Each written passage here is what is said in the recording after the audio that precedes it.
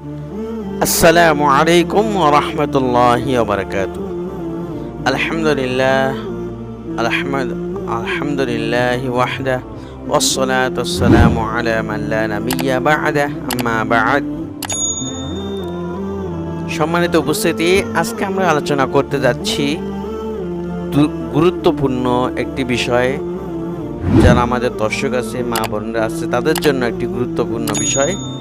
অর্থাৎ যে সূরা পড়লে অভাব দূর হয়ে যায়, অভাব দরজা দিয়ে পালায়, অভাব ঘর থেকে পালিয়ে যায়, ঘরে টাকা ধন দৌলত সব আসতে থাকে, তেমনই একটি আমল আপনাদের মাঝে উপস্থাপন করতে যাচ্ছি। তো শুরু করছি মূল আলোচনা। তো সূরাতুল ওয়াকিয়া, অর্থাৎ যে সূরার কথা বলা হচ্ছে সেই সূরার নাম হচ্ছে সূরাতুল ওয়াকিয়া। পবিত্র কুরআনুল কারীমের ৫৬তম সূরা। এই সূরার আয়াত সংখ্যা ৯৬ আর রুকু আছে ৩টি। সূরা ওয়াকিয়া মক্কায় অবতীর্ণ হয়।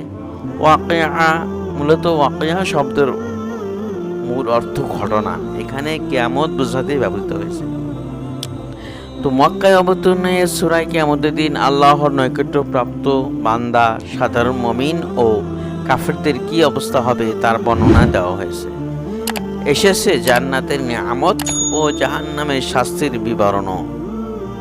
এ সূরার বিশেষ বৈশিষ্ট্য হলো এ সূরা পাঠ করলে রিজিক বৃদ্ধি হয়, অভাব দূর হয়।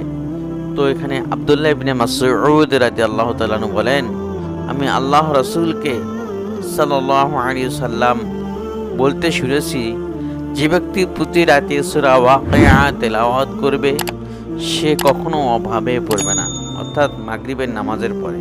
এটি বাইহাকি ২৪৯৭ নং হাদিসে এসেছে। তো বর্ণিত হয়েছে আব্দুল্লাহ ইবনে মাসউদ রাদিয়াল্লাহু তাআলা আনহু যখন মৃত্যুশয্যায়, তখন ইসলামের তৃতীয় খলিফা হযরত উসমান রাদিয়াল্লাহু তাকে দেখতে যান এবং বলেন, আমি সরকারি কোষাগার থেকে ভাতার ব্যবস্থা করে দেব, যা আপনার এবং আপনার মেয়েদের উপকারে আসবে। এই কথা শোনার পরে হযরত আব্দুল্লাহ ইবনে মাসউদ রাদিয়াল্লাহু তাআলা বলেন, প্রয়োজন নেই, আমি আমার মেয়েদের সূরা ওয়াকিয়া শিক্ষা দিয়েছি।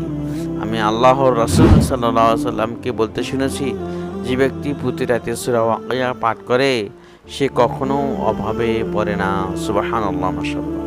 তো আমরা যারা আছি অবশ্যই সূরা ওয়াকিয়া পাঠ করব, এবং এটা হাদিস দ্বারা প্রমাণিত। এবং যে ব্যক্তি ধৈর্য সহকারে এই কুরআনুল কারীমের আমলগুলো করে, আল্লাহ তাআলা তাকে মানে প্রয়োজন অর্থে তাকে আল্লাহ তাআলা অবশ্যই তার বিশেষ আমল কারণে তাকে অভাব দূর করে দেয়। অভাব অনটন দরজা দিয়ে পালিয়ে যায়, অভাব সংসার থেকে চলে যায়, তার রহমতের বরকত আসতে থাকে। তো ভিডিওটি যদি আপনাদের ভালো লাগে থাকে তাহলে অবশ্যই লাইক কমেন্ট শেয়ার করতে একদম ভুলবেন না।